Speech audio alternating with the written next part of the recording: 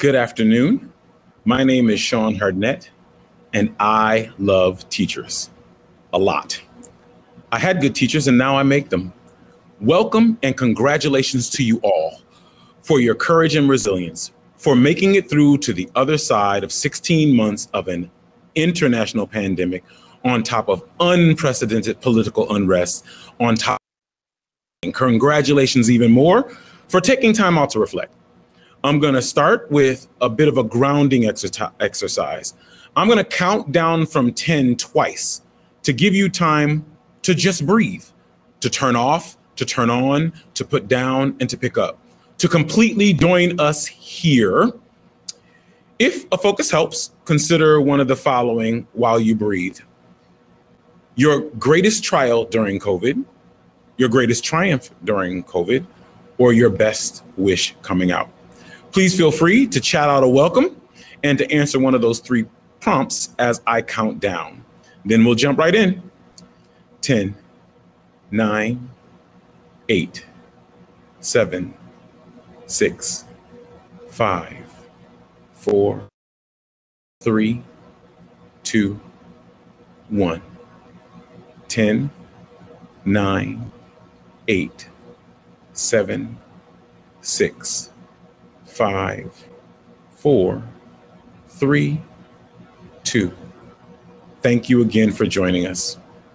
We will take just a moment to introduce ourselves and then we'll get into the content. My name is Sean Hardnett and I see you. I'm a teacher, a developer of people, and a lover of fried chicken. I have an ACE score of 5. My trauma was triggered when I watched one of my boys go from his living room to the dining room to the kitchen to the front porch, all to get away from the 5 younger siblings and cousins just so that he could do his work online. He ended up in a bedroom under a crib using his hands to press the headphones against his ears. My trauma was triggered. My colleague Lamar will introduce himself next. Welcome, friends. My name is Lamar Davis, and I too see you. I am a mentor, a counselor, a lover of everything sports, and a big brother to all. I have an ACE score of 6.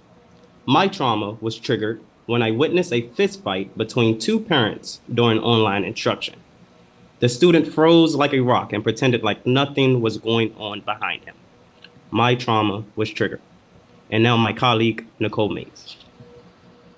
Peace to you all. My name is Nicole Mays, and I see you. I am a leader, a maker of youth leaders, and a lover of peace. I have an ACE score of 2. My trauma was triggered by the silence, being alone with so many of my own thoughts. I have always been in a state of perpetual motion, moving from one challenge to the next, and all of a sudden that stopped, and I was at home, alone, in silence and stillness. My trauma was triggered. My colleague, Richter Craig, will close us out. Good afternoon, great leaders. My name is Richter Craig, and I definitely see you. I am a teacher, leader, change agent, generational curse breaker, and lover of all things kale. I have an ACE score of 2. My trauma was triggered by one of my teachers sharing how COVID ripped through his mental health and his family. His foster dad became re-addicted to drugs. His grandmother's health suddenly declined, and he almost lost the one last connection he had to his blood relatives. My trauma was triggered. Sean, back to you, friend. Indulge us the topic of the day, teaching while traumatized. Short disclaimer. This will be slightly unsatisfying. We will not have enough time. We're going to do our best, and you'll be able to reach out to us if you need more. I am sorry. We will focus on teachers, their trauma, and their resilience as we help them to help students. We're not the scientists. This is my third. And so we do not have FDA approval for what we're going to do today. We are using a self-administered emergency use authorization, if you will, so that we can share what we've experienced. Please take what works for you and leave the rest behind. We'll start with a short video, a 5-minute mini documentary about a student and her teacher The young lady unique will inspire you, but I want you to pay very close attention to the trauma that the adults are carrying.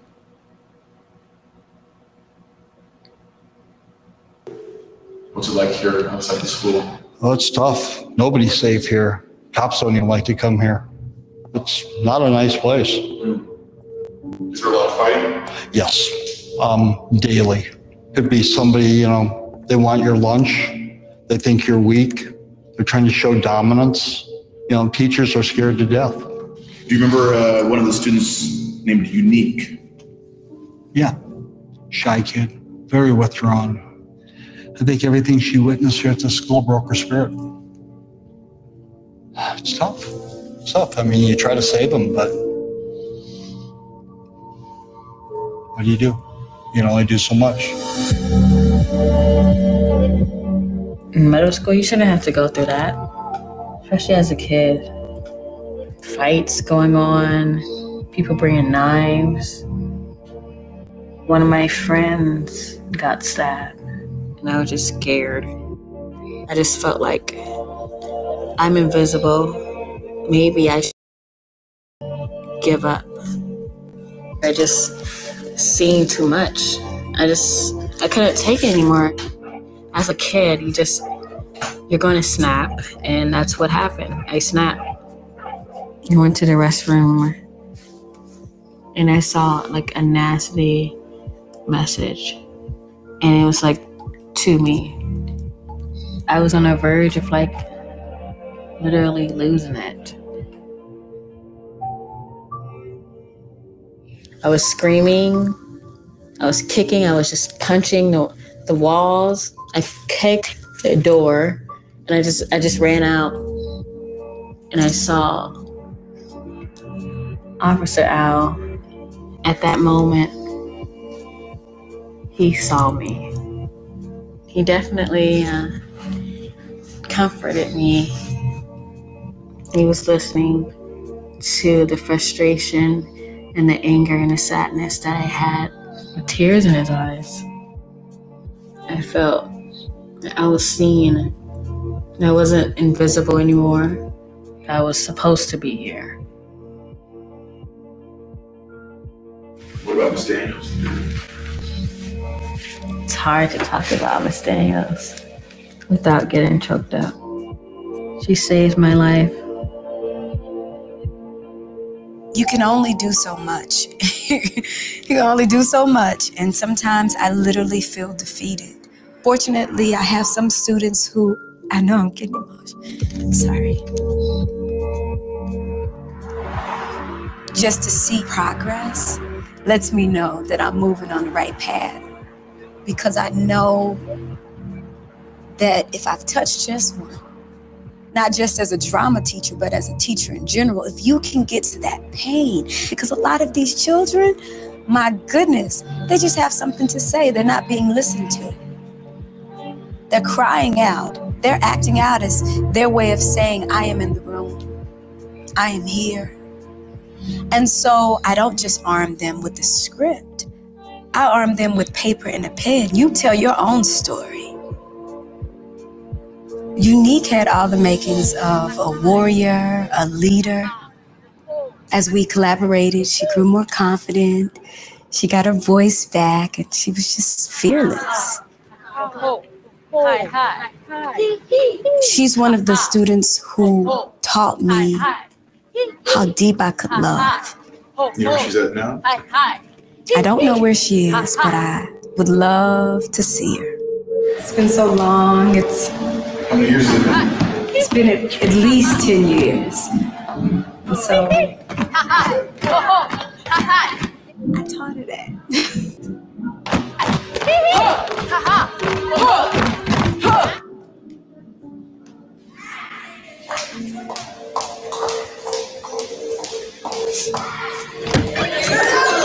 Do you believe it? I believe in living truthfully. What's your name? Mercy. What's your name? I'm talking to you. Who are you? I can't hear you. Who are you? What? Miss Daniels? Deep in the dark. Who are you? I'm unique. Oh no! To the back of that wall. I'm unique. Why are you here, Unique? Because I broke barriers. You did what? I broke barriers. There's someone in the back of that room not paying any attention to you. Make them I hear broke you. barriers. Tell them, who are you? I am unique. Why are you here? Because I am unique and I belong here.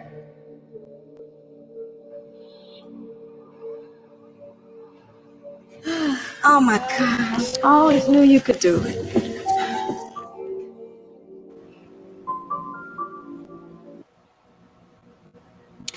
First, you'll have to pick your face up off the ground as a result of how emotional that is. But take about 10 seconds and think about your Miss Daniels. As it comes to you, write that name in the chat box. Write that name in the chat box so that we can credit that person. Miss Daniels and Officer Al are amazing. They empathize with Unique because they shared her pain, but without getting so lost in her pain that they couldn't act. They were self-regulated and had enough capacity to go from empathy to compassion, to act on her behalf. As you go back to school, how many more Unique-like students will you have? As she described herself, ready to snap. Simply put, you will have more than you had before COVID. The more important question is this, though. How many more Miss Daniels will you have to greet them?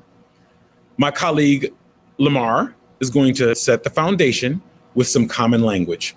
Take it away. Take it away, Lamar. Thank you, Mr. Harnett. I want to begin by introducing you all to a quote by Theo Fleury. He says, "Trauma is not your fault, but your healing is your responsibility." At Statesman, we take it a step further to say, trauma is not your fault, but your healing is our responsibility. We do this together. So at Statesman, we believe that people are their best when they experience comprehensive well-being. The elements are right here. In doing the work that we do with Black and brown boys, we've realized that if a couple of these are off, there can be trouble. If a bunch of them are off, there will be trouble. This is also true for our teachers as well. And after the last 16 months, we can all agree that a lot of these are off. So at Statesman, we define trauma in a specific way. We start with traumatic experiences. Anything that distresses one of the components of well-being can constitute a traumatic experience.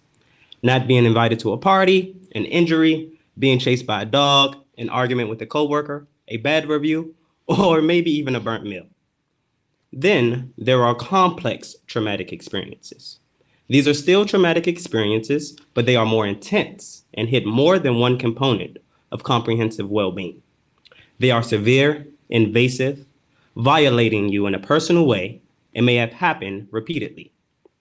There is a difference between the kind of trauma you experience in a car wreck as opposed to the kind of trauma you experience being bullied or abused for years. From here, we move to compound trauma, where you have a bunch of severely traumatic events all playing out at the same time. New trauma, triggering and re-triggering old trauma, compounding the impact and making it worse. And the real kicker here is traumatic stress. Important fact, not every traumatic experience turns into traumatic stress. Traumatic stress is about the negative impact of all of this. It's what happens when trauma of any kind is not addressed, when it goes viral. It can be devastating, leading to jobs and loss of relationships, abuse, mental degradation, homelessness, sickness, incarceration, and early death. You can experience some of this when the event takes place and some for a long time after, referred to as post-traumatic stress. Whether or not something turns into traumatic stress is a function of how the original trauma is addressed. Deal with it now, or it will deal with you later. And because of COVID, there will be more stress in the building for everyone. Now, that ought to stress you out. Let's just take 3 slow breaths, and I ask that you use the chat box if something is happening for you as you listen to this.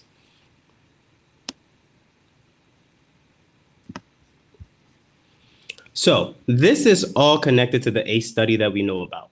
Let's take a quick ACE 101 course to tie this all together. ACEs are adverse childhood experiences. These are traumatic experiences that happen in childhood that went viral. 2/3 of adults have one. Most of us have more than one. The more you have, the worse off you are. It starts to get bad at a score of 4. At 4, you are 4 times more likely to have chronic respiratory issues. You are 12 times more likely to commit suicide. You are 2 times more likely to be smokers. You are 7 times more likely to be alcoholic. You are more likely to be violent, have more marriages, broken bones, depression, drug prescriptions, immune diseases, the list goes on. At 6, your lifespan is down 20 years. This stuff is serious. With an ACE score of 6, this opened my eyes wide. Now think about our teachers. So I would like to see where we are on all of this. Let's take an ACE-like inventory. It's abbreviated, but enough for our conversation. Please give yourself 2 points for each of these questions that are true for you.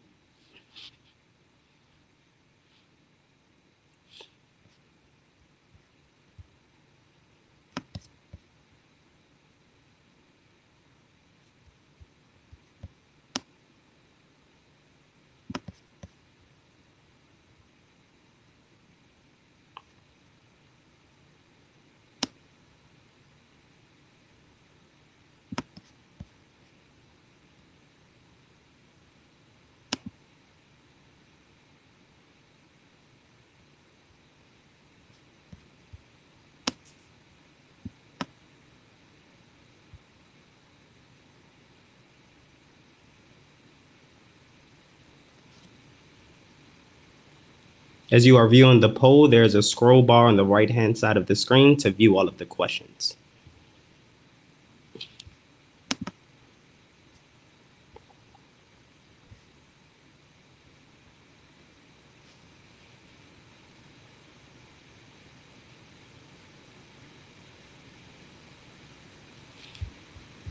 Those scores are popping in. You can go ahead. Thank you all. Please feel free to post your scores in the chat box. We have seen that traumatic experiences can go in one of 2 ways. If each traumatic experience is addressed through bonded relational connections, think of Ms. Daniels. It can lead to resilience and personal strength. And that's what happened for Unique. If these experiences don't get addressed, they will eventually go viral and turn into post-traumatic stress. And as we move on to Nicole's portion of the presentation, I want you guys to think of each of your ACEs and which are still impacting you today. This is not just a get over it or man up type of thing. This takes real work. Nicole, we'll take it from here. Thank you, Lamar. I appreciate you. Let's get in here. Thank you for opening our eyes to all these nuances. You just gave us an ACEs 101 in less than 10 minutes. So let's get started on my part, right? I'll start by saying this. COVID was a mirror. We may not all have been exposed to the coronavirus, but we have certainly been exposed by it. What I saw in the lives of our children, the impact of abject inequity, the disparity, the loss, I can never unsee that. Never. It is no different for Miss Daniels and other teachers like her, right? So we had a chance at Statesman to survey our teachers, and we think their responses will surprise you. We only asked one question, but I want you to see their responses, their facial expressions. Look for what the teachers are experiencing as they process the question, and then listen to what they have to say.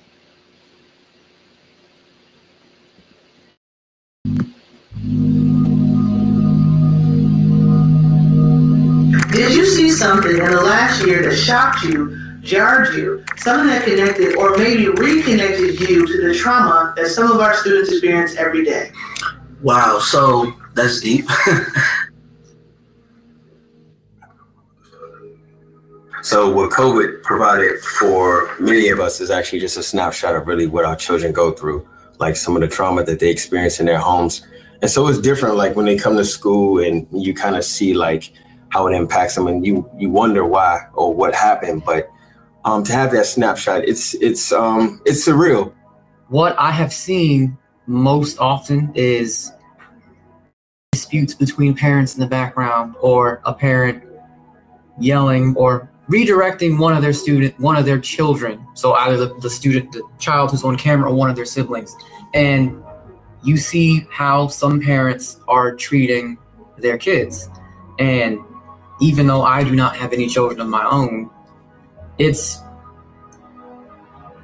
difficult to watch at times because of how parents may address their kids or what they may do to them on the screen. Like, you see what happens.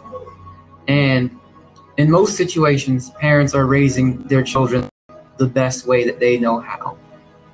They're raising the best children that they have in the way that they think is best. And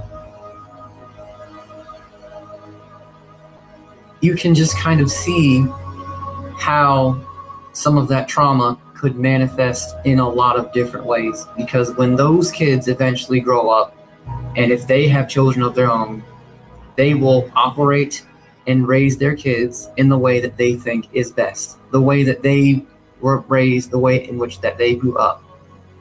It affected me by seeing some kids don't want to turn their screens on because they're scared of what their background might look like, or, you know, like the background doesn't look like the next students, or just they probably think their background don't look good because there's a bunch of chaos around them. A lot of parents need help, and it's not just that simple in that we have a real job to do to assist them and like getting their scholars to where they need to be, and without judgment. It's very easy to just go in and say that, to look down on a group of people based off what you think you know, what you think they're not giving you. But people are struggling. Now you know why that kid comes to school angry, or you seen the backdrop to their life basically, and now you see why this one kid, or kids in general, come to school and need that love. So the trauma I saw this year, being in a pandemic year, and then seeing the families that were dealing with sickness and death in their own family, was in the midst of all that. My mom died last June. And so that was rough, being stuck in a city, not being able to go see her, processing through that trauma, and then dealing with other health issues of going in for a heart stent and then having 2 months and then going back in 2 months, all the while helping parents work through the trauma going on at their house, and also dealing with my own trauma and trying to balance that of taking care of myself and taking care of my families.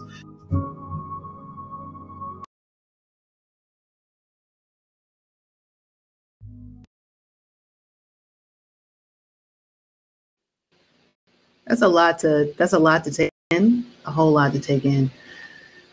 So you need a minute, go ahead and take a breath. I will understand completely. So let's be honest, this affected teachers. It was already hard. Half new teachers quit within 5 years. They're overwhelmingly stressed, lack support and respect. They struggle with discipline and the academic failure of their students that they serve. And then new leaders don't even make it 3 years. And now it's just gotten worse. Job satisfaction is down. Teachers are working more. Record numbers are thinking about quitting. They're even getting attacked. One teacher said, "This just feels bad."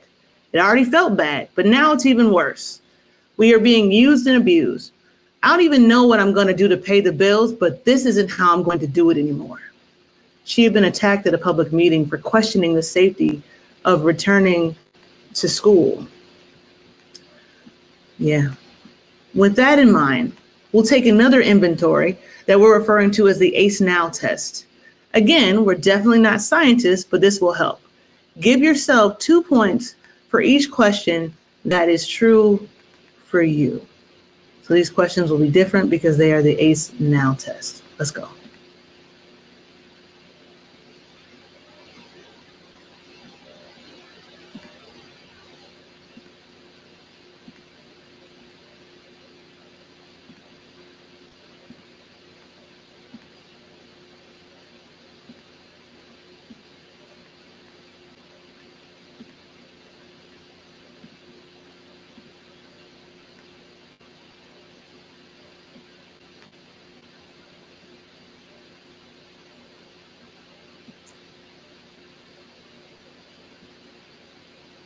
Remember, there are 5 questions. Scroll down on the right-hand side to make sure you answer all 5.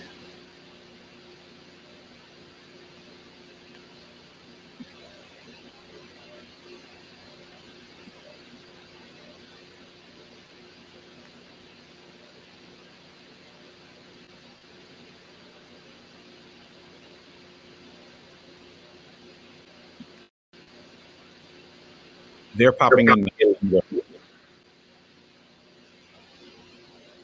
All right, I'll keep going. Here we go.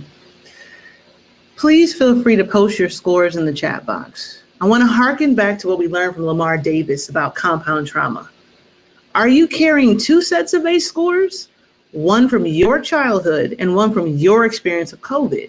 Use these inventories to figure out how many of your teachers will be teaching while traumatized. This is what we know. A good psychologist can do intensive work with about 10 severe clients at any given time, right? Your one psychologist / one counselor will not be enough next year.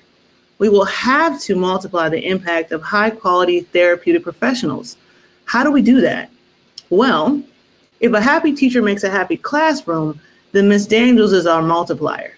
How do we make as many copies of Ms. Daniels as possible? Richter will show you a project that we're exploring at Statesman that has real potential to impact this. Over to you, Richter. Thanks so much, Nicole. At Statesman, our teachers have been trained to be resilient. We won't lose any of them, but as you can see, it is not because they weren't impacted. We want to show you how we do this. So here's the good news. There is a silver bullet. We have alluded to it several times, but now we're going to spell it out. I want to start by having everyone on this call go into the chat box. I want you to find one comment that someone else made that you connected with. Next, I want you to send that person a message. Use their first name and leave a quick note about how you connected with their message. You'll have 30 seconds. Go.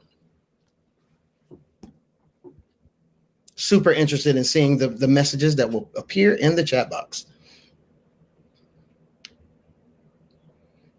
About 20 more seconds left.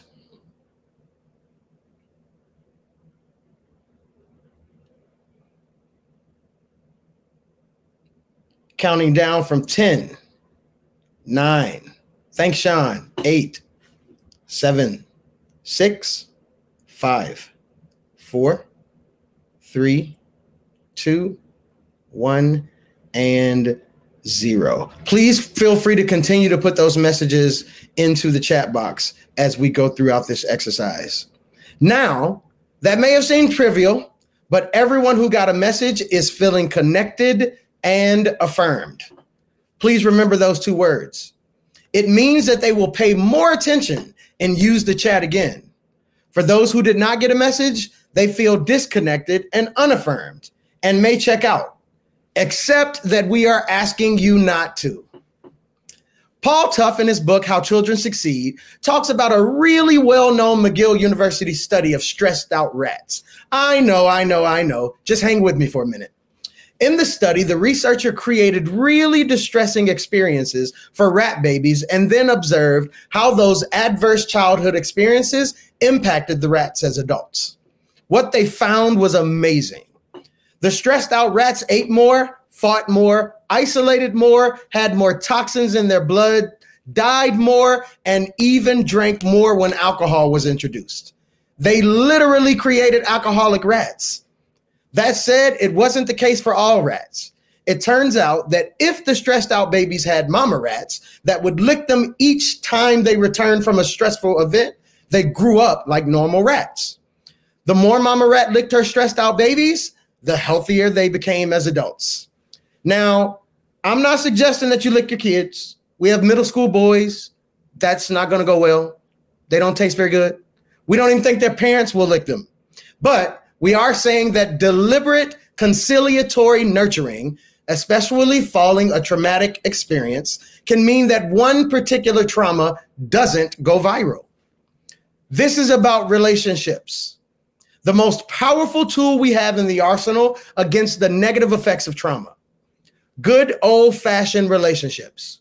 Love, Really well-regulated adults can leverage strong relationships for planned resilience. We may not be able to stop every traumatic experience, but we can stop them from going viral by deliberately using every trauma we can find as a way to make students resilient. We're just a hug away. Here's a little secret of that rat study. The affection didn't have to come from the mama rat. If there were other adult rats willing to offer that conciliatory lick, or if the researchers would provide calming physical touch, the effects were similar. That chat that you just sent, that was a conciliatory lick. I will officially leave the word lick out of the rest of the conversation. In the end, we need to make more Miss Daniels. Men and women with the self-regulation and compassion necessary to search out every trauma and use it to make children stronger. We may have talked trauma up so high that we are missing the opportunity that each traumatic experience offers. Hug every trauma you can find. Very simply, we got to get grandmas back out the front, back in front of the front door of the school. It's better than an apple a day. We plan for resilience at Statesman. This is how. We love Gallup. We love research and we make it our own. We talk to teachers and to everyone else who talks to teachers. Teachers are leaving for a reason, several reasons to be exact. Nicole Mays just showed you some. Failing, feeling unappreciated, feeling lied to, being underdeveloped. Teachers need what students need: boundaries, protocols, procedures, routines, and clear expectations. To be truly seen, deeply known, and unconditionally loved. They need what everyone who stays needs: a best friend at work and a decent relationship with the boss. They need to have their buckets filled again and again and again. The notion that they should just take it or do it or be ready or be agreeable because they are the professionals being paid is in truly poor taste. Teachers, like everybody else, need to be led. We, the leaders, need to find every trauma that teachers experience and hug it. They will turn that around to the kids. You just multiplied the school psychologist. Now, it's important to say, I want you to keep in mind these tenets as you move forward: therapy, transparency, celebration, and love. Now, this slide is packed, so I'm not going to insult you by reading it all. I do want to point out a few really important highlights. There are long stride mitigations, which these are what leaders can do to create systems and structures to make teachers feel safe, and immediate mitigation strategies.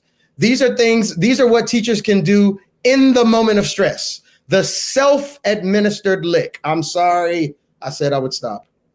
At Statesman, 4 days a week, there are therapists in our building all day. They never see kids. They are there to make sure that every teacher has access to individual and group therapy at least once a week at no cost to them. In addition, our teachers come to work early every day so that we can use each morning to practice a series of these stress relievers with each other. You can do the same thing. So this is what we're going to do. We're going to wrap up in the same way we started. We won't be able to do the video. We're going to run out of time. We will not have any questions. So let's cut there. This has been an absolutely awesome a demonstration and presentation by the folks who are here, and thank you all so much for your engagement. If you can, thanks, Nicole. I'm going to ask all the presenters to come back online, faces up, and we're going to take some questions from you all to make sure we do have a second video. You would have loved that one too. We want to make sure that you all get an opportunity to ask some questions, and we're realizing just how close we're going to be on time. Sean, there's a question in the chat. They're asking for the 4 tenets again. I will definitely give them to you. They're therapy, transparency, celebration, and love. And those just come from the realization that, as Mr. Craig so wisely provided for you, that teachers need what kids need. They need what everybody else in the world needs. They need to be taken care of. And we know that quite often teachers don't feel that way. They don't feel that way. And coming back from COVID, we have to recognize that they will be coming into the buildings with as many emotions and having experienced the trauma that you all have very wisely shared on this screen. We are all going through it. And so in the same way that you are planning to provide therapeutic and, counseling and social capital activities for your students, you are going to have to plan that exact same thing for the teachers who will be coming into the building. And please understand the power of the multiplier effect. When you take care of the adults, they will take care of the children. None of us will be able to hire a counselor for every 10 kids in the building. And that's the reality. Just take the entire body of students who you have who will be in serious need, and you're going to see right away, you do not have enough professionals to take care of it. And so you're going to have to multiply impact by allowing some of your teachers to do some of that work. And again, a happy teacher makes a happy classroom. They're going to do most of that work for you. Please use that Q&A as a way to ask us any questions. I see a couple in here. And then, we'll be more than glad to answer. It says, will you be making the presentation available? I don't know. We'll figure that out and get back to you later. I still got to figure out exactly. We will be available to provide some form of presentations to schools that would like more information, but we don't know exactly what will happen. With one, the teachers who were interviewed agreed for us to use it on this. They did not agree for it to be used in other ways. So we'll wait a little bit on that one. And then I see that Angelina has asked, does this school have an online program?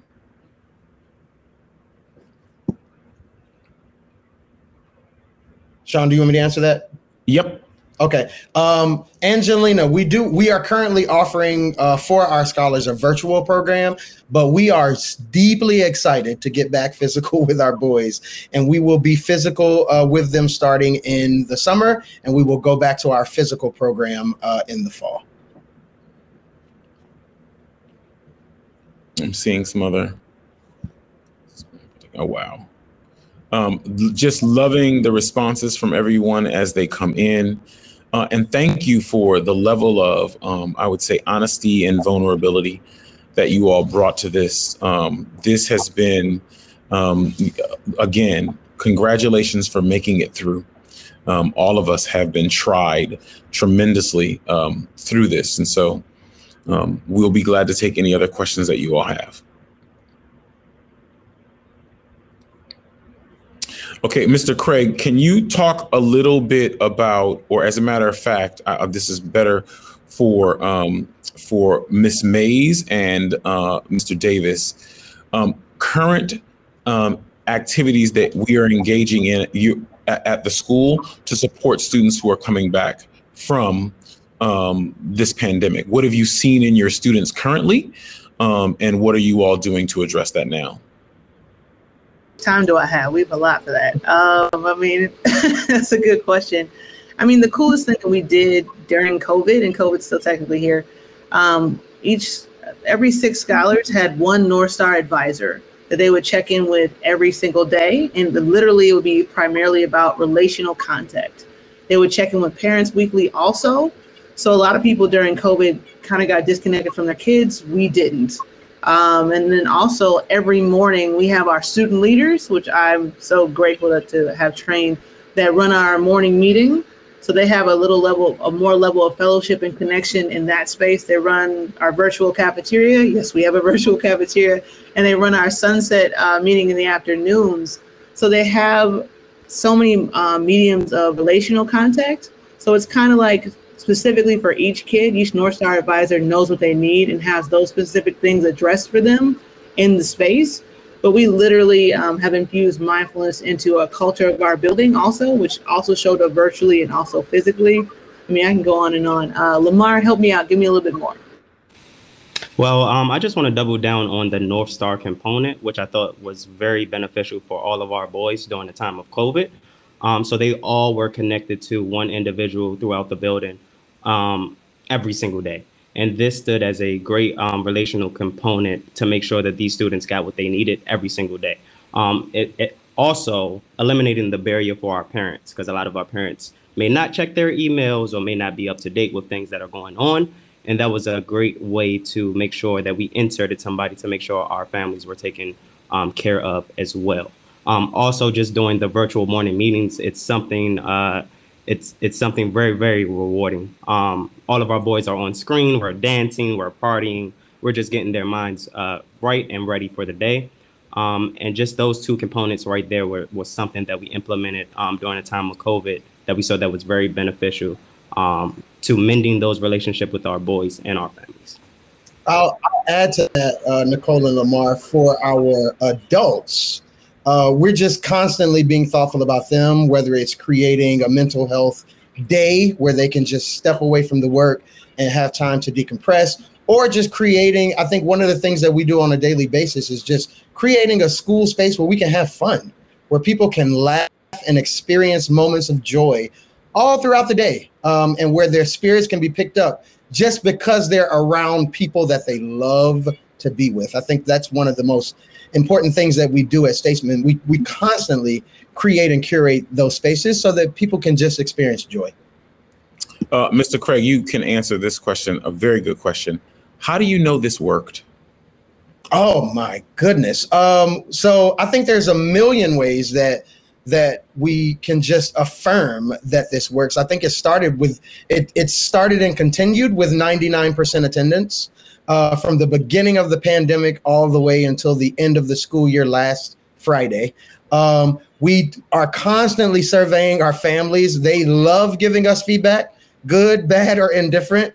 And our families at every turn were telling us that their boys felt loved, that they felt taken care of, that they, were in good spirits because they knew that we were doing everything that we could to make sure that they were okay.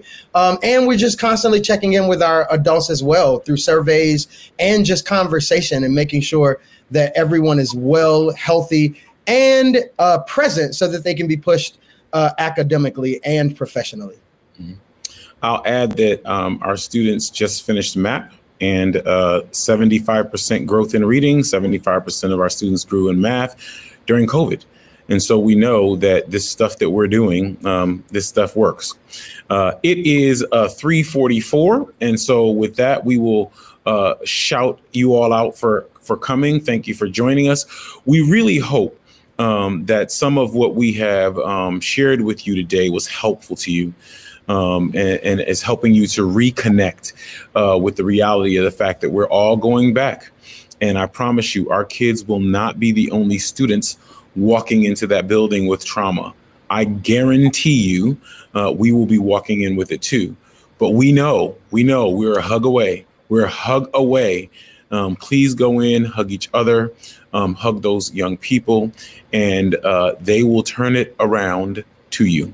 Thank you all for your time. Please enjoy the rest of the conference and be well.